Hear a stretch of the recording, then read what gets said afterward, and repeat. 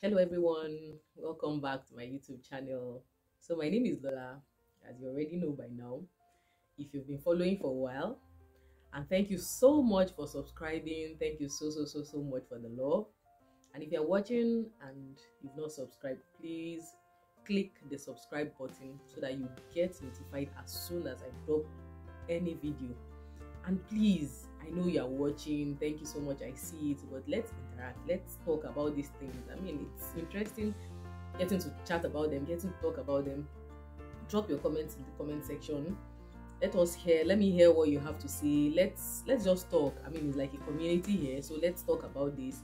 And then it also helps with my engagement. So let's just gist. I want to know you guys, I want to know those of you that are watching. Let's talk about this and all. So cool today, guys. I'm so sorry. I just made my hair. And the cold is crazy. I'm really cold, so I'm not even making any extra effort to put on makeup or anything. I can't right now. I just don't care. I'm just too cold. And here's my cup of tea. So I mean, this is just it. But today I want to talk about how to secure schools for your kids when you come into the UK. As soon as you come in, the first thing you need to do is secure accommodation. Because the way the city councils are, yes, the city councils are like the local governments, yeah. The way they work is that they want you to secure your accommodation first. Basically, a place that is your own space, a place that you know you're going to be staying in for at least for the next period of maybe like 6 months to 1 year that you'll be staying here in the UK. That way, they can use that to secure schools for you within a very close radius of where you stay.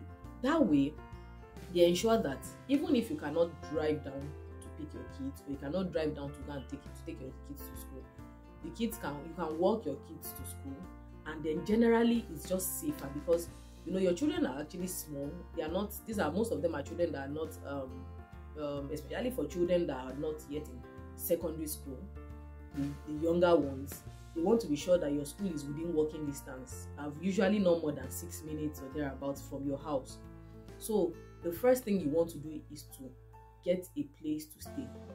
The interesting part is, trust us as Naija, I heard recently that there are people that have actually started securing schools for their children. They've looked for schools and secured schools admissions for their children from Naija before coming. Naija, I hear. But of course, there are some councils that don't allow it. As a matter of fact, there are some councils that ask that once you are inside the UK and you've gone to seek admission, before they give your child the admission, they will ask you for your boarding pass, your flight boarding pass. That's for them to be sure that you actually have come into the country, which is actually a very smart idea, really, because how will you? I mean, if you are securing admission for your child from Nigeria, you are definitely blocking the space for those that have come into the country and they've abandoned everything. They've basically probably sold all what they have and made the move and everything, and you are organizing your kids' admission from school and blocking the chances for those that are already here. So it does not make any sense, and I applaud that move. So of course the councils are smarter now, and you definitely see a lot of councils asking for boarding passes and all. But and then another thing is once you are done with that, the next step you have to make is to call the city council of that particular place you are staying in. You have to call them. When you call them, they'll probably tell you to do a mail to them. Yeah, you do a mail. You'll fill some forms, filling out the names of the children, their ages. Then you do your own research. You check for the schools that are within the area you are going to be staying in. Look for the ones that. One trick is to know which schools are good. Click on the schools. Each school has a report on them. You'll be graded either good, fair, excellent, and all of that. They'll be graded because there's a body that meets and comes to check the schools, that does a report on the school yearly. Sometimes it could be yearly, sometimes it will be after 4 years, yeah. And they check that the school is doing fine. They check the curriculum, they check the students, they check a lot of things and do their reports and then grade the schools. When they grade the schools and you see those ratings, the ratings will be there. So check for the schools that have good reports, that have excellent. The excellent ones are not They are not many. They are not. It's not like they are many. They are like scattered. So you might not necessarily see in your area. But the next to excellence is they're good, very good. So when you see those ratings, go for them. Check on those ratings. They are very key. And then another thing I've heard is I learned that the Catholic schools are still very, very, very, very good. And I think I agree, because everybody is like hustling to get their kids into the Catholic schools, especially because of the fact that, of course, there's a whole lot of moral issues now and everything, and most people are not exactly comfortable with their children learning all sorts and everything. So you definitely want to look at the Catholic schools. But the issue with the Catholic schools is definitely you have to be Catholic. You have to be like confirmed, yeah, in the Catholic Church, baptized and confirmed in the Catholic Church. So there are some there are a little bit of some inner workings that you might have to go the extra mile to do and everything. Of course, there are some exceptions that can be made if you can prove or if you can get to, if you are just lucky and you can find your way into getting the schools without most of all these requirements. But it's actually a very, very slim chance. So then, as I said, you definitely have to check the ratings of the school, proximity of the school. Then you call the city council. You can just Google the city council, whatever city council it is, whether Birmingham City Council,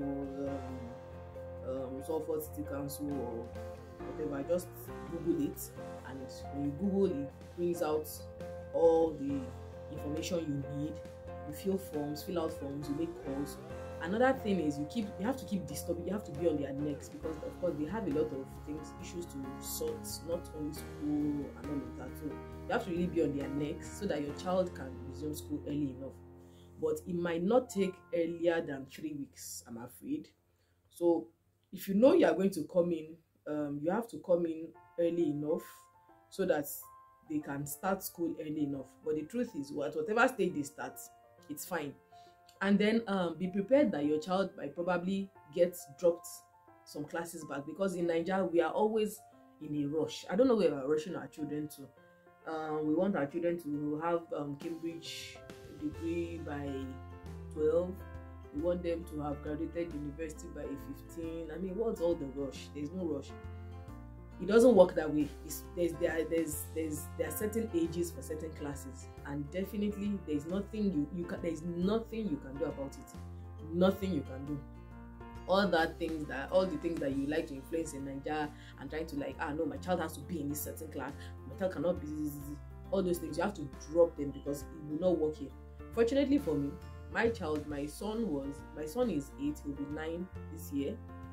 He was in primary 1 going on primary 2 in Nigeria. That's year 1 going on year 2.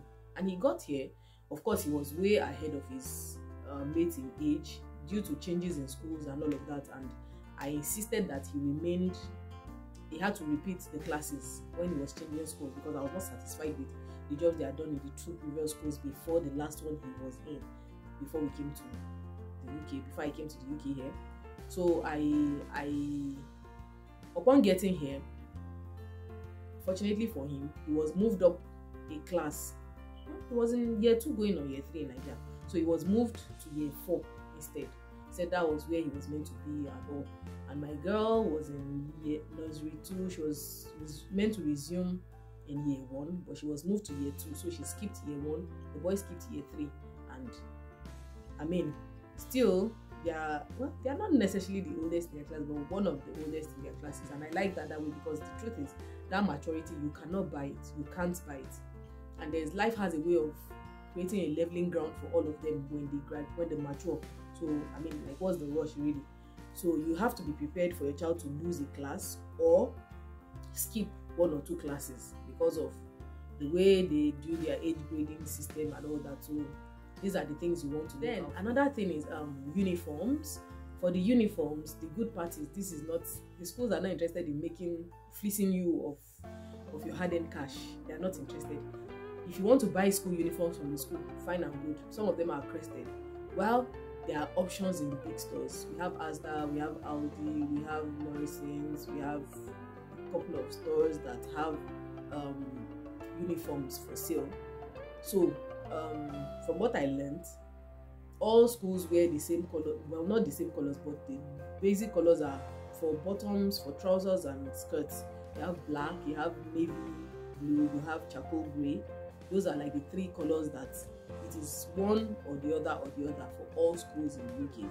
Then we have white shirts, we have yellow polo shirts, we have blue, red. So color school, then jumpers. The jumpers are like these cardigans, school cardigans. So each school has its own unique color. So you want to Google, you want to check what those colors are when you are done and your preferred school, and then you are going to fill the forms in order of your preference. You are going to give them 3 choices. You are going to fill the forms in order of your preference: preference 1, preference 2, preference 3. And then as for me, there's a school that is directly opposite the house, and I would have wanted for my kids to attend it because, of course, proximity is so much easier. I just wake up and just walk into the school, really, basically like that. But there was space for my older child and there was none for my younger child, and I figured, what's the point of splitting them? They are coming into the country as new children and all, so they need that synergy, they need that teamwork of knowing each other, of being siblings, and of being loving each other, and they need to work with that energy wherever they go. So I had to take the next option that is like 6 minutes walk and 3 minutes drive from the school, which is still fine. So, and just as I said, the uniforms, you can pick them in all the big stores. They are not expensive, they are super easy to get and all. So what else again?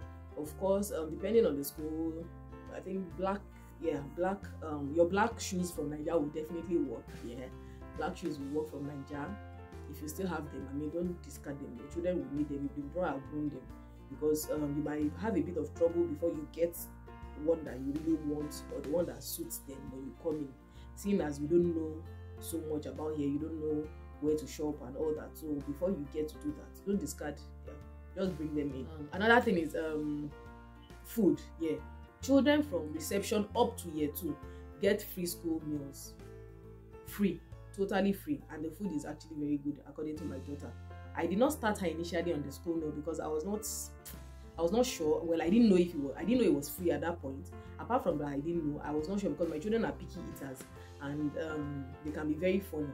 I had them on school meal in Nigeria at some point, and they decided that they did not want the school meal anymore. So I resorted back to cooking for them and everything. So I always take food for them here.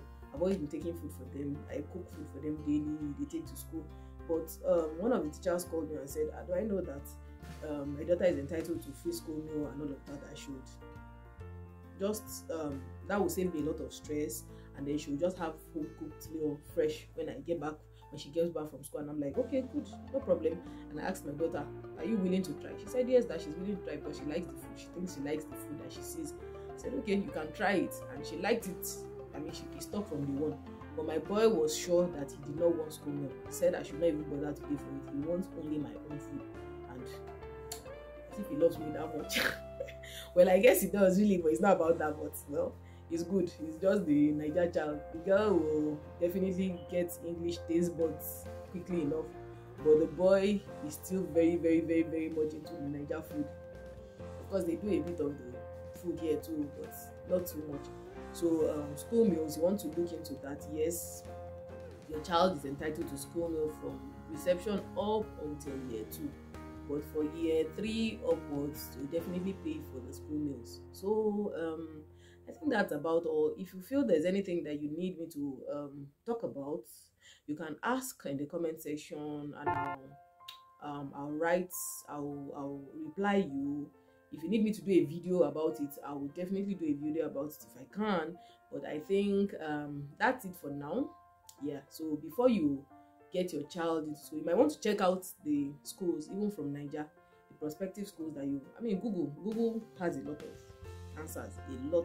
So then I think that should be it. There are not too many rules per se, depending on at least where my own children are. There are no big rules, like major rules like that. None that I see that poses a problem, no. But that's about it. So you really want to do your findings, and I hope this helps somebody out there and to make the right decision and help you get your child in school quickly enough. So guys, thank you so much for joining me again. Just as I said, if you've not subscribed, please subscribe Please comment. It's very key that we interact as a tribe. And see you soon, and watch out for my shorts too. There's a lot of tutorials going on for the ladies, hair tutorials, hair ideas, and also please just watch out for them. And